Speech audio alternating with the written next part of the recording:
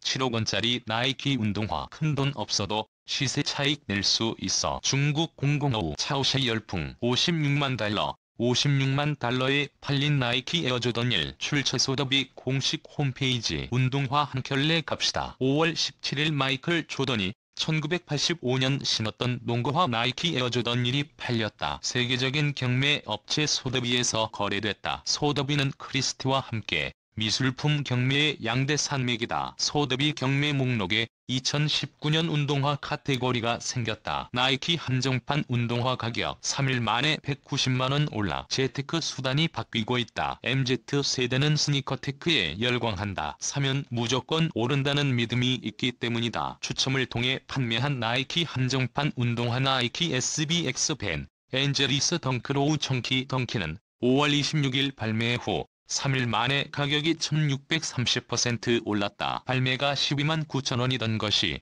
국내 스니커즈 리세일 거래 플랫폼 XX블루에서 210만원에 팔렸다. 3일 만에 약 190만원이 오른 셈이다. 나이키가 2019년 11월 지드래곤과 협업해 818켤레 한정판으로 출시한 운동화 에어포스 1 파라노이즈도 정가는 21만 9천원이었지만 리셀 시장에 300만에서 500만원에 팔렸다. 지드래곤의 친필 사인이 있는 제품 가격은 1,300만원까지 올랐다. SB 덩크로우 벤 앤드 제리스 청키 덩키 에어포스 1 파라노이즈를 들고 있는 배우 한예슬 출처 XX블루 공식 홈페이지. 한예슬 인스타그램 캡처. 곽금주 서울대 심리학과 교수는 기존 투자 방식과 달리 큰돈을 한꺼번에 들이지 않고도 20만원대의 스니커즈를 구매해 100만원대로 되팔더라도 5배 이상 차익을 낼 수 있다는 사실에 MZ세대들이 열광한다고 말했다. 목돈 없이도 되팔기를 통해 어느 정도의 수익을 보장받을 수 있을 것이라는 심리가 작용한 것이다. 중국 투자자 비트코인에서 스니커즈로 갈아탄다. 스니커테크가 주목받으면서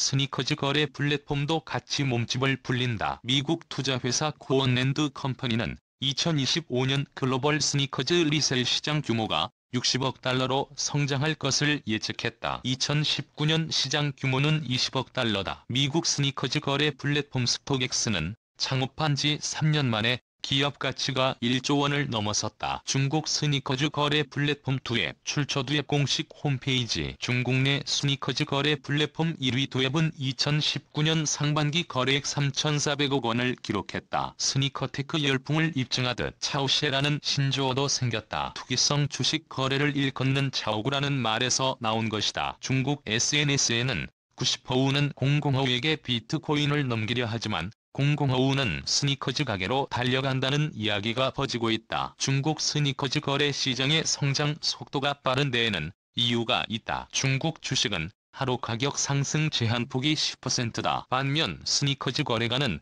상하한 선이 없다. 한방 혹은 대박을 노리는 투자자들에겐 마음에 쏙 드는 상품이다. 암호화폐 등 대체 자산에 투기해오던 이들이 이제 운동화에 관심을 두는 것이다. 서울옥션 블루. 네이버도 뛰어든 스니커즈 리셀 시장. 국내선 미술품 경매 회사인 서울옥션 블루가 2019년 9월 스니커즈 경매 온라인 사이트 XX블루를 열었다. 현재까지 가입한 16만 명가량의 회원 중 80% 이상이 18에서 34세다. XX블루 드롭존 출처 하이피스트 홈페이지 캡처. 오프라인 매장으로도 발을 넓혔다. XX블루는 지난 4월 서울옥션 강남센터에 오프라인 매장 드롭존을 만들었다. 온라인에서 자신이 판매할 상품을 직접 오프라인 매장에 두고 가는 형식이다. 대부분 직거래를 통해 스니커즈를 사고 팔았던 스니커테크족에게 익숙한 거래 방식이다. XX블루 관계자는 MZ세대는 온 오프라인을 가리지 않고 새로운 콘텐츠를 소비하는 것을 선호하기 때문에 새롭게 등장한 스니커즈 거래 플랫폼이 자연스럽게